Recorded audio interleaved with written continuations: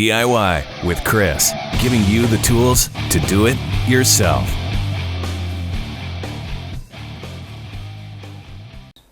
Hey guys, today we're going to install a backup camera. It's called a Smart Hitch from Hopkins on our truck.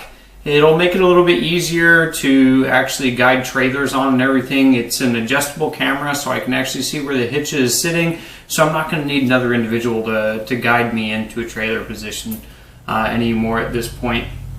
So we purchased this on Amazon. It was about $120, and it's supposed to be...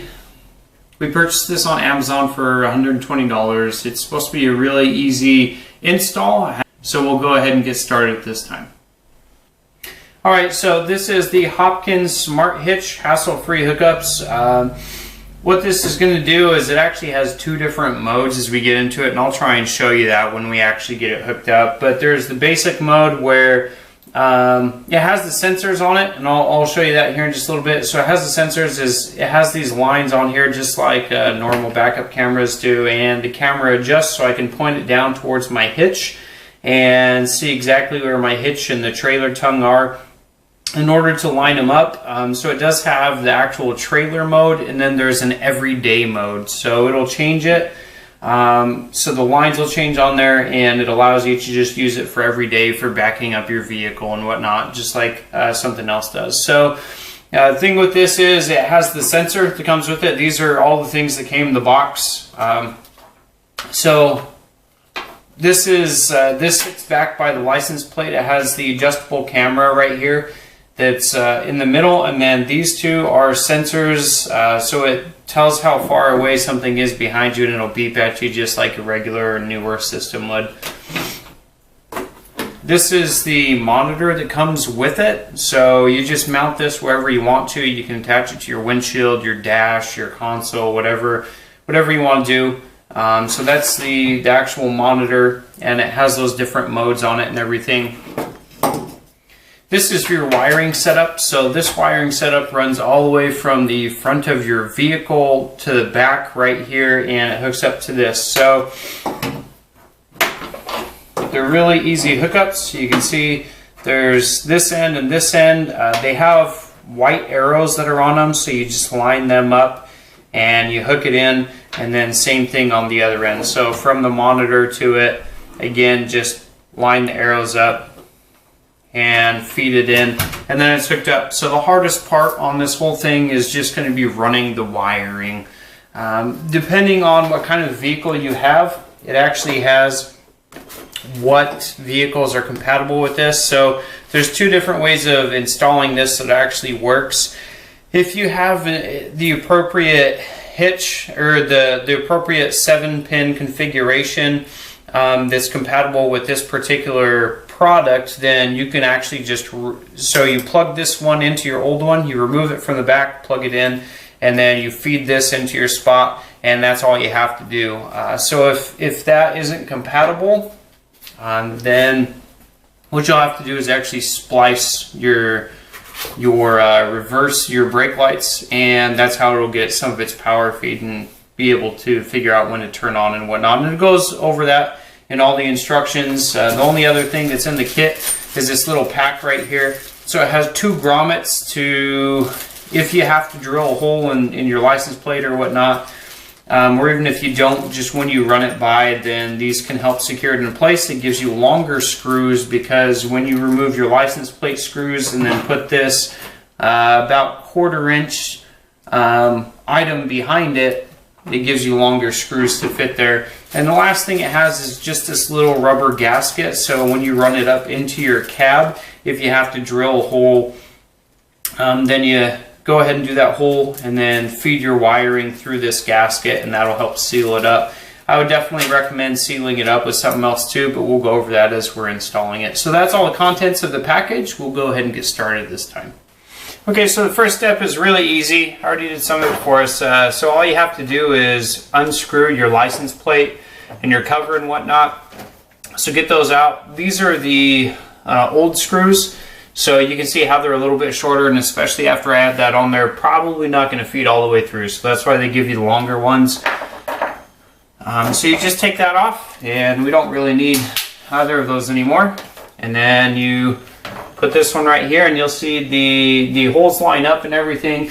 So then it would just come down to what you have to do is just grab your new license plate, feed it up into there behind everything. Those holes will line up, and then you just screw that back into place. So we'll use the longer screws for that. As soon as you're done with that, then you can either drill a hole or you can run this just right up and over and back behind, and that's we'll hook it up back there now. So again, you can either drill a hole and run that right through and use your grommets, or you can just run it up and over. So we'll go ahead and put that back on, and then we'll move on to the next step. So what we're going to do is follow this frame right here down. So we're going to guide the wiring through there and just along this frame. It does dip down here. So it does dip down, and then it runs up there and just right on up.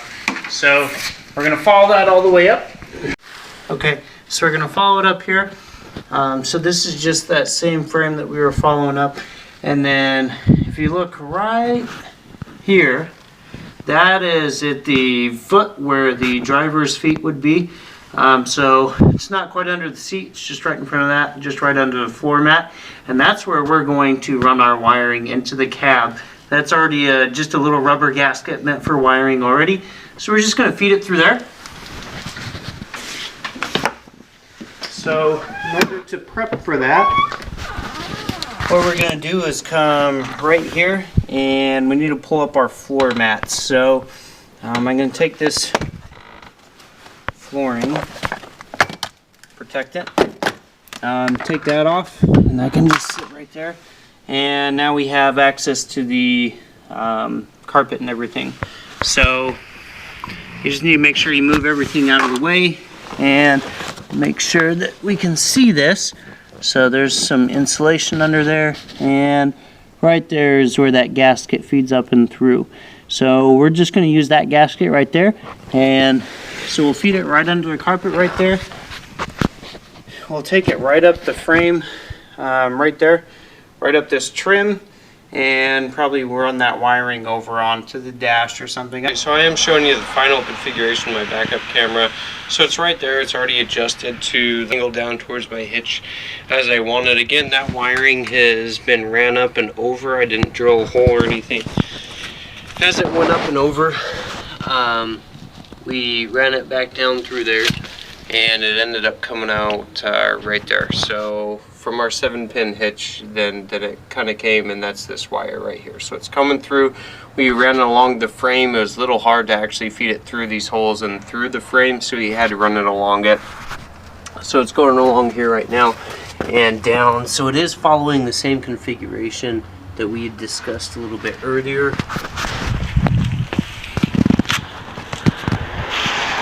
As you can see right here, I did feed it through that same gasket that we were talking about. All I had to do on that was just kind of drill a hole in the gasket and feed it up through it.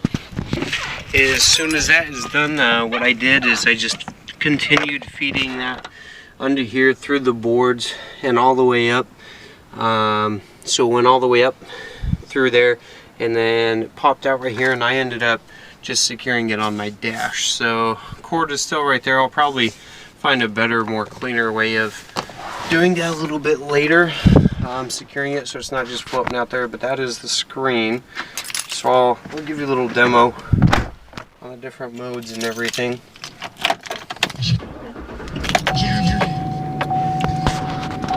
Okay, so as I turn it on, if my truck's just on like this, then it won't turn on or anything.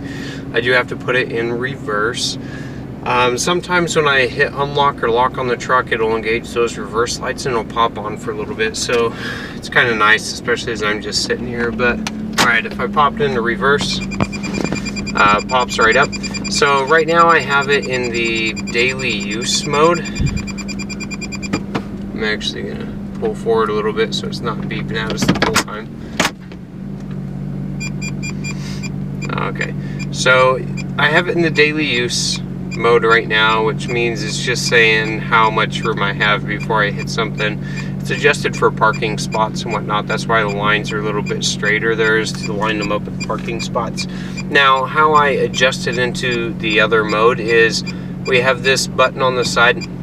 It's actually a wheel, so you can scroll it up and down, and that's how you go through your options. But if I just want it, it's also a button. I can depress it, and if I do that, so right here I have the different options. That's how I'm scrolling. So I hit the button and that gave me the menu, and then I scroll, and that's what's giving me the different options. So this is for the actual hitch when I'm hooking up a trailer, and then this is just the daily use stuff.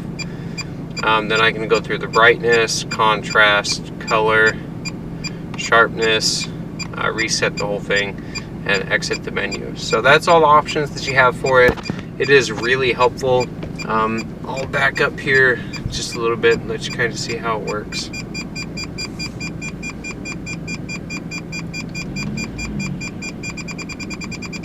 Okay, so it does give you a little bit, and then it'll kind of go solid as you get a little bit closer into the red zone there. You can hear it.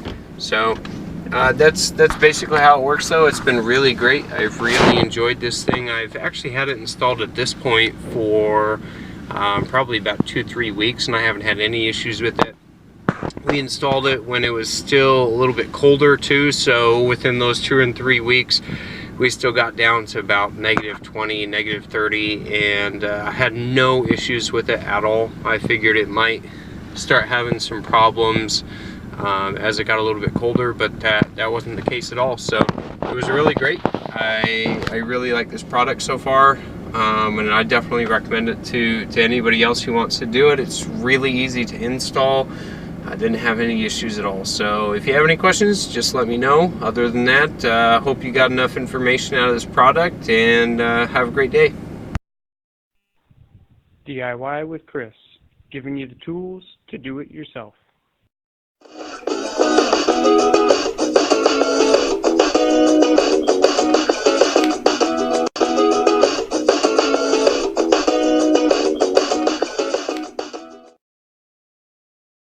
DIY with Chris, giving you the tools to do it yourself.